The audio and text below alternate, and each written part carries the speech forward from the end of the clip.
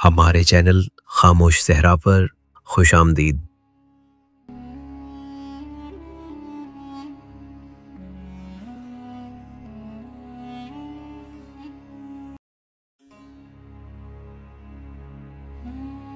پرانے وقتوں کی بات ہے، ایک ایسا وقت جب گاؤں میں بجلی نہ تھی اور سردیوں میں راتیں لمبی، سناٹے بھری اور سانسیں جما دینے والی ہوتی تھیں۔ گاؤں علی پور کی ایک کچی گلی کے کونے پر ایک چھوٹی سی دکان تھی، لکڑی کے تختے، پرانی سلائی مشین اور ایک پیلی روشنی والا بلب۔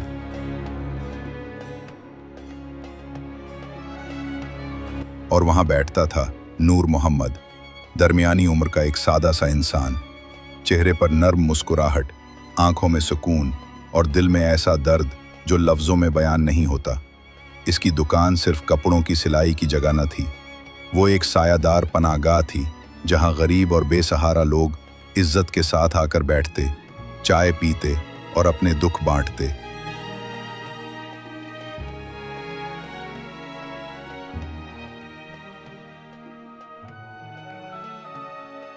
نور محمد کی خاص بات یہ تھی کہ وہ گاؤں کے یتیم بچوں کا بہت خیال رکھتا تھا۔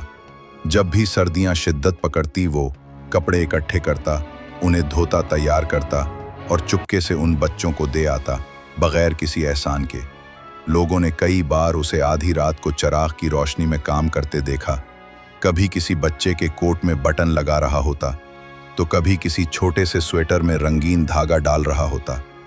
گاؤں کے بچے نور محمد کو خاموش چاچا کہتے تھے، کیونکہ وہ اکثر ان کے کچے گھروں کے باہر ایک تھیلا رکھ جاتا جس میں گرم چادر، کپڑوں کا جوڑا اور گرم جوتے ہوتے تھے۔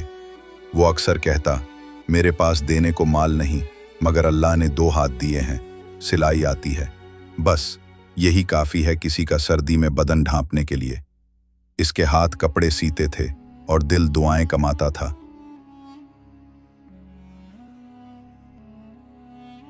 پھر ایک دن سردی کچھ زیادہ ہی سخت ہو گئی اور دکان 2 دن تک بند رہی۔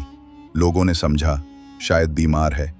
تیسرے دن جب کچھ لوگ اس کے گھر پہنچے تو وہ اپنی پرانی چارپائی پر خاموش لیٹا تھا، ہاتھ میں قرآن، چہرے پر سکون اور سرہانے پر بچوں کے چند کپڑے رکھے ہوئے تھے۔ شاید کسی کو دینے تھے، مگر وقت ختم ہو چکا تھا۔ نور محمد چلا گیا، نہ کوئی شور، نہ چرچا، لیکن اس کی دی ہوئی چادریں، اس کے سلے ہوئے سویٹر اور اس کے ہاتھوں کی مہربانی آج بھی اس گاؤں کی یتیمی میں لپٹے بچوں کو سردی سے تحفظ دیتی ہے۔ ہماری زندگی کا اصل حسن دوسروں کے لیے آسانیاں پیدا کرنے میں ہے۔ نور محمد کے پاس دولت نہ تھی، مگر اس نے اپنے فن، وقت اور محبت سے یتیم بچوں کے دل جیت لیے۔ یہ کہانی ہمیں سکھاتی ہے کہ نیکی صرف بڑی قربانیوں کا نام نہیں، بعض اوقات خاموشی سے دیا گیا ایک جوڑا کپڑا کسی بچے کے لیے پوری دنیا بن جاتا ہے۔ نور محمد چلا گیا، مگر اس کی محبت آج بھی زندہ ہے۔